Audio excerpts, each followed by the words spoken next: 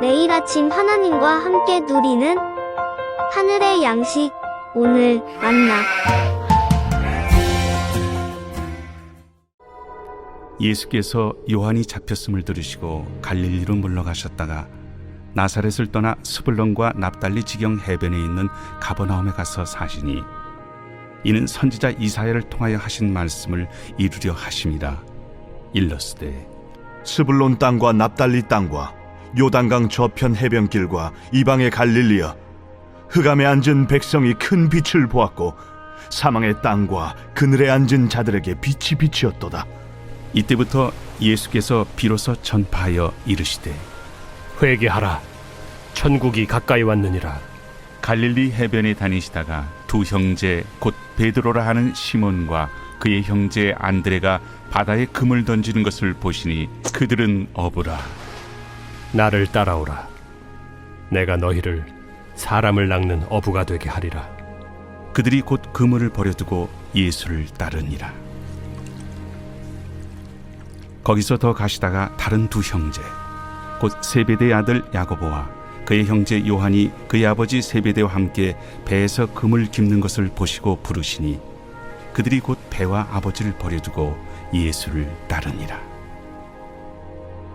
예수께서 온 갈릴리에 두루 다니사 그들의 회당에서 가르치시며 천국 복음을 전파하시며 백성 중에 모든 병과 모든 약한 것을 고치시니 그의 소문이 온 수리아에 퍼진지라. 사람들이 모든 앓는 자 곧 각종 병에 걸려서 고통당하는 자, 귀신 들린 자, 간질하는 자, 중풍병자들을 데려오니 그들을 고치시더라.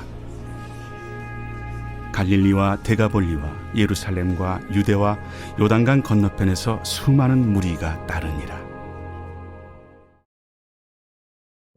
성령에 이끌리어 마귀에게 시험을 받으신 예수님은 본격적인 공생의 사역을 시작하십니다.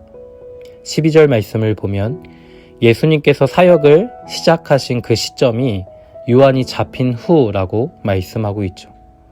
주의 길을 예비하기 위해 예수님보다 먼저 보냄을 받았던 그 세례 요한의 사역이 마무리되고 때가 참에 하나님은 그리스도를 통한 구원의 사역을 실행하시는 겁니다.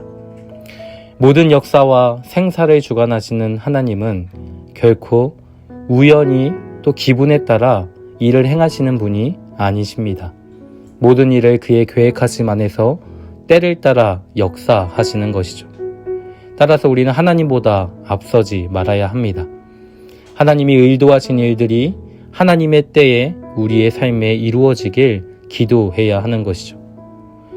때가 이르러 하나님께서 그리스도를 통해 이루시는 구원의 역사는 바로 복음을 통해 시작되었습니다. 복음이 무엇입니까? 복음은 인생의 의미와 삶의 진정한 가치를 모른 채 사망의 그늘에 앉은 자들을 위해 하나님께서 마련하신 은혜의 선물이었습니다. 흑암 속에 있는 자들에게 빛이 되어 새로운 길을 안내하고 진정한 생명을 회복시켜주는 것, 이것이 복음이며 복음이신 예수님의 사명이었습니다. 그래서 16절과 17절에 무엇이라고 말씀합니까? 흑암에 앉은 백성이 큰 빛을 보았고 사망의 땅과 그늘에 앉은 자들에게 빛이 비치었도다 하였느니라. 이때부터 예수께서 비로소 전파하여 이르시되 회개하라, 천국이 가까이 왔느니라 하시더라. 예수님은 흑암에 앉은 백성들을 향해, 사망의 그늘에 앉은 자들을 향해 회개하라, 천국이 가까이 왔다라고 선포하십니다. 인생의 의미와 삶의 방향을 상실한 채 사망이라는 그 허망한 결과를 향해 나아가는 자들을 돌이켜 천국에 참여시키시는 것이죠. 복음이신 예수님을 통해 천국이 도래하였습니다. 천국은 자기의 주인됨을 철저히 부인하고 하나님이 나의 주인이심을 고백하는 삶을 의미하는 것이죠.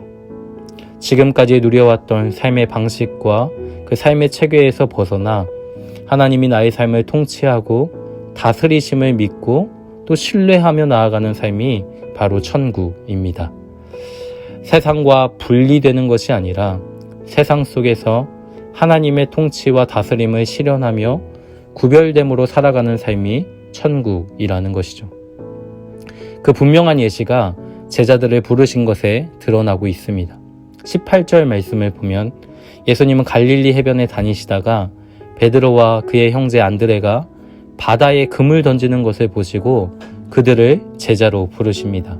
19절 말씀을 보면 나를 따라오라 내가 너희를 사람을 낚는 어부가 되게 하리라 말씀하고 있죠. 그 주님의 부르심 앞에 제자들은 어떻게 반응했습니까? 20절 말씀을 보면 그들이 곧 그물을 버려두고 예수를 따랐다라고 말씀하고 있죠. 그들은 주님의 부르심에 응답했습니다. 베드로와 안드레는 그물을 버려두고 예수님을 따랐고 21절에 세베대의 아들이었던 야고보와 형제 요한은 배와 아버지를 버려두고 예수님을 따릅니다. 사망의 그늘에 앉아 의미 없이 되풀이되는 반복되었던 삶에 빛이신 예수님께서 찾아오셨고 예수님을 통해 하나님의 나라가 그들의 마음에 임하기 시작하자 그들은 하나님이 내 삶의 주인이심을 인정하며 삶의 방향을 완전히 바꾸고 있는 것이죠. 물론 예수님을 따르면서도 이 제자들의 마음에는 예수님을 통해 세상의 영광을 채우려는 그릇된 마음이 존재하기도 했습니다. 하지만 천국은 회개를 불러일으켜 자기를 부인하는 삶으로 주님이 내 안에 사시는 삶으로 하나님이 내 삶을 통치하시기에 그 안에서 부요를 누리고 더욱 하나님을 신뢰하는 삶으로 나아가게 했던 것이죠. 사랑하는 성도 여러분, 예수님께서 모든 도시와 마을에 두루 다니시며 그들의 회당에서 가르치시고 천국 복음을 전파하시며 또 모든 병과 모든 약한 것들을 고치실 때에 각종 병에 걸려 고통당하는 자들이 고침을 받고 하나님의 생명으로 살아가는 은혜의 역사가 일어났습니다.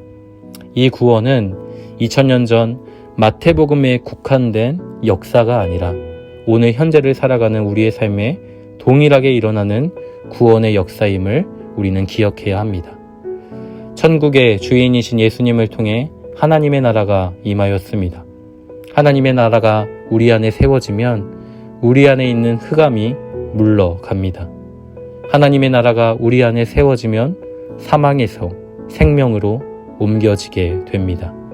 하나님의 나라는 우리 안에 역사하시는 그 성령 안에서 의와 평강과 희락을 누리게 하는 것이죠. 성도 여러분, 그 천국을 사모합시다. 또 그 천국을 소유합시다. 천국은 침노를 당하나니 침노하는 자는 빼앗느니라.